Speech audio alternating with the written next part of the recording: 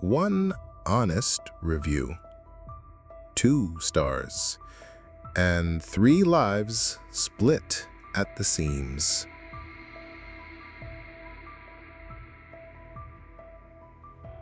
Two-star review. The evening in Raleigh was damp and sticky, as always at the end of summer. The air clung to the skin like threads. Outside Avery's apartment window, the Waffle House neon flickered. From the kitchen radio came a soft sermon about the right steps and living with integrity. She sat at the table with a cup of cold tea, staring at the laptop screen. The white glow reflected off her glasses. She opened Yelp and typed in the name of the small restaurant she'd gone to the night before. Memory surfaced. A tired waitress with a crooked smile snapping, "If you don't like it, find another place." Mark, the owner, had passed by and only sighed, "Well, God bless you." No anger, just polite weariness. Somehow even more humiliating. Avery's fingers tapped the keyboard. "The food is fine, but the service, awful.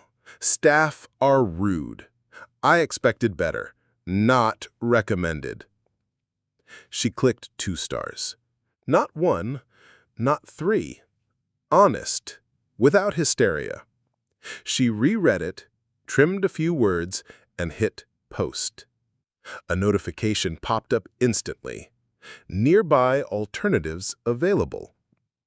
Across town, in the restaurant's half-dark hall, Mark sat hunched over a stack of bills. The kitchen cooled. Tables sat empty. His phone buzzed. He didn't hurry to check it. First, he pressed his palms into his temples. Then he looked. A new review. Dry. Cold. 2 stars. His gaze fell on children's drawings pinned to the wall near the register. His daughter had recently drawn colorful plates and smiling people. "This is your restaurant, Daddy," she'd said. He had smiled then. Now he only exhaled heavily and turned the phone face down. Avery finished her tea and closed the laptop. For her, it was a small act of fairness, a trivial episode, done and insignificant. On the site, her review glowed in a fresh yellow box. Beneath it, numbers of views, likes, algorithms. Tomorrow, they would decide who walked into that restaurant and who walked past. 1 click, 2 stars. And the first crack had already spread across the glass of someone else's life. Morning at the restaurant began with sticky silence. Humidity hung in the air, windows fogged from the inside. In the Food Lion parking lot, an old car's radio chattered about the ACC basketball league. Inside the restaurant, emptiness. Mark lifted chairs, wiped tables, set out napkins, as if expecting a crowd. By 9 a.m., only 1 customer came in, Mr. Henklin, a local regular with a cap and a red face. He opened the menu and frowned. "Too many words," he said. "Food ain't a crossword." Mark nodded, polite and restrained. "Yes, sir. We'll handle it." Hanklin muttered and ordered a lone coffee. By noon, the waitress, the same one who had snapped at a customer the night before, lounged at the entrance chewing gum. Mark wanted to rebuke her, but only mumbled, "Yes, sir. Right, sir. Just work." His politeness sounded like armor. That evening, he closed the register. Inside lay a pitiful sum, under $100 for the whole day. Before, that was an hour's revenue. He stared at the numbers for a long time, then pulled out a photo of his daughter. In it, the girl held a sign reading, "Daddy is the best cook." Across town, Avery sat in the teacher's lounge grading papers. Her thoughts kept circling back to dinner and that review. She told herself, nothing personal, just fact. But the image of the empty restaurant she'd glimpsed through the window yesterday clung to her mind like southern humidity clung to skin. She passed by again. Inside, the same empty tables. Mark bent over papers. In the neon, his figure looked even smaller. Avery quickened her pace. The city buzzed. Teens laughed in the parking lot. The radio boomed sports news. But in the corner where his restaurant stood, an invisible seam was already splitting, and no one but the two of them could hear it. Avery created a new email on her old laptop. The login came instantly. Helping hand. Short, trace-free. From it, she opened an account and sent her first donation, $20. The screen blinked. Payment received. Her phone buzzed with a withdrawal alert. That same day, she went into a thrift shop and bought Mark's daughter a pair of nearly new boots. At the register, a woman with a soft southern drawl smiled.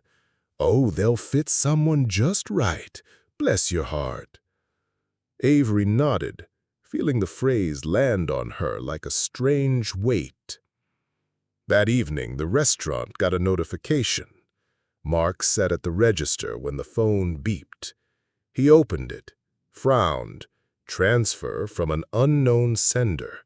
Signed, Anonymous Friend.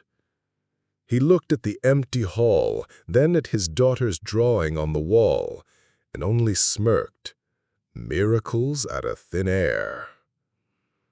At that moment, Mr. Hanklin walked in, sat by the window, jabbed at the menu, declared, "Still too many words, but fine, coffee." Then added in a whisper, "Give me a discount and I won't tell anyone." Mark answered as always, "Yes, sir, we'll handle it." The transfers became routine. Once a week, $20, then $50. Short transactions, a string of SMS, payment confirmed. Each time Avery sent money, she exhaled as if performing a small ritual. Later, she phoned the Small Business Support Fund. The auto-reply spoke in polite detachment. "Thank you for your call. All operators are busy. Please hold." A pause. "Your call is important to us." Avery listened, knowing it was absurd, yet kept waiting until the line cut off itself. Nights, she checked the anonymous account page. The amounts were trivial, but in her head it felt like restoring balance. An honest review, honest help. Two gestures that seemed to cancel each other out. In the restaurant, Mark just accepted the transfers silently. He didn't know who sent them, but each night he looked at the register sign and thought, if angels exist, they must have odd names like Helping Hand. Autumn brought rain and heavy air. School mornings began with the squeal of yellow bus brakes and the smell of wet asphalt. Kids crowded the doors, shaking water off backpacks. In the hallway, a girl stopped by Avery. She clutched her notebook and whispered, "Thank you, Miss Avery." Avery leaned closer. "Work steady, no miracles." The girl nodded and vanished into the stream of classmates. Later, in the copy room, a colleague flipped through a stack of work and squinted. How did she jump like this? Last year, barely scraping by. Avery, eyes fixed on the copier. "We're stabilizing the base." The colleague smirked and whispered, "Tutors cost like mortgages these days." Sheets spat out with a snap. On the table sat a jar labeled Academic Honesty, empty. That evening, Avery's phone rang. A parent's voice, sharp and irritated. "Explain how my son gets A- while your student suddenly has straight A's. Justify it." Avery held the phone, listening to heavy breathing, cold words. Then she answered flatly, "We're working on progress by the procedure." "What procedure?" the woman snapped. The line went dead. Afterward, Avery stepped outside. Rain fell again, leaving dark stains on asphalt, steaming upward. A school bus passed, children shouting and laughing as if the world had no cracks. She stopped at a storefront across the street. Lamplight reflected her face, pale and tired. In the reflection, everything looked smooth, as if no mistakes existed. But the academic honesty jar hovered in her mind, empty, like a warming. At school, whispers grew. Polite questions from colleagues, parents' discontent, students' suspicious smirks. The air grew heavier each day. Even the yellow buses, reeking of wet diesel, seemed part of the same scheme. Forward, sideways, but always in a loop. The district boardroom looked like an office basement. Fiberboard ceiling tiles, buzzing fluorescent lights, styrofoam cups of cold Bojangles coffee on the table. The air smelled of paper and fatigue. Avery sat across from 3 people. The principal, silent. The secretary read from the record, striking each line like a hammer. Date, time, subject, red pen used, ink shade, carmine. She looked up, awaiting confirmation. Beside her, Mr. Pierce, district attorney, clicked his pen and began. "Who draws the line between support and forgery?" Avery paused. "I was trying to support a student," she said softly. Pierce stared. Record, trying to support. He scanned the file. "Your grades don't match independent test results. Explain." "We're working on progress." Record, working on progress. The secretary spoke again. Noted, class average. Noted, behavior during lessons. Noted, use of empty jar labeled academic honesty as a candy holder. The room fell quiet. The principal coughed into his fist. Pierce nodded, as if solving an equation. "And still, Miss Avery, which shade of red do you prefer? Carmine or scarlet?" She frowned. "I see no difference." Record, sees no difference. The words fell like nails. Every answer became another entry in the ledger. Avery realized arguing was useless. Every phrase turned into confession. Outside the wall, vending machines clicked. Students laughed. Inside, the session dragged like thick syrup. The attorney pressed on, the secretary enunciated, and Avery felt increasingly absent from her own defense. The final question came almost politely. "Do you believe your actions were right?" She looked at the lights, blinked, and answered formally, "Within conscience." Record. The board gave its decision under the drone of lamps. Dry phrasing. Termination for violating academic honesty. Avery sat straight, motionless, while the secretary read the verdict aloud. Words struck like nails into wood. At that same moment, across town, Mark dragged a stool toward the door. On the facade, a man on a ladder unscrewed letters from the sign. Beneath them appeared a fresh sheet of paper, "For lease." Back in the boardroom, Folder shut. Attorney Pierce declared decision unanimous.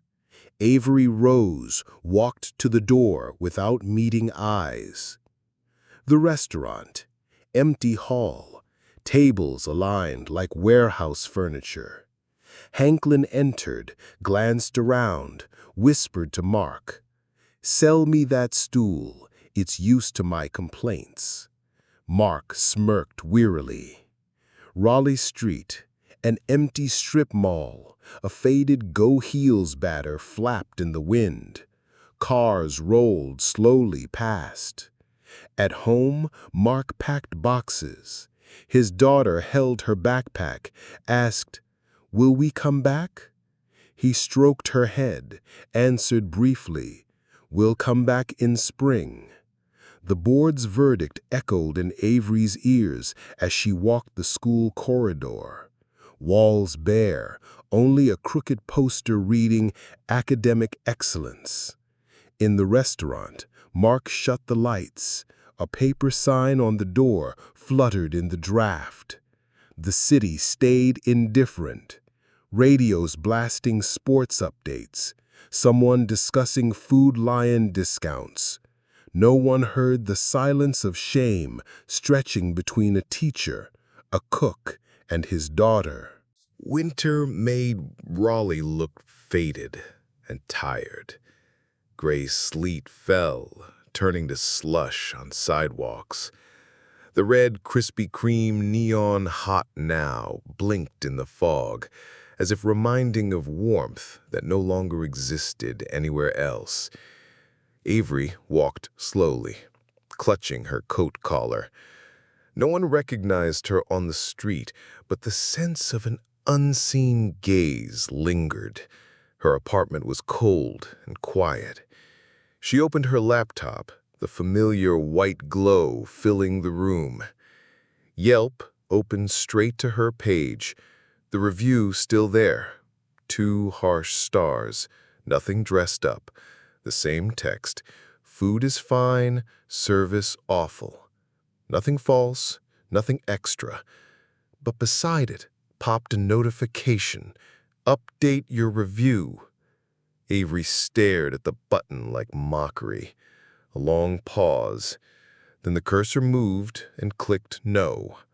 The screen flickered back to its normal stream of complaints and praise. From outside, a car radio leaked in through the window.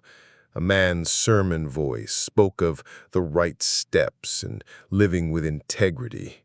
The words were familiar and hollow, like snow falling only to melt into mud. Avery closed the laptop.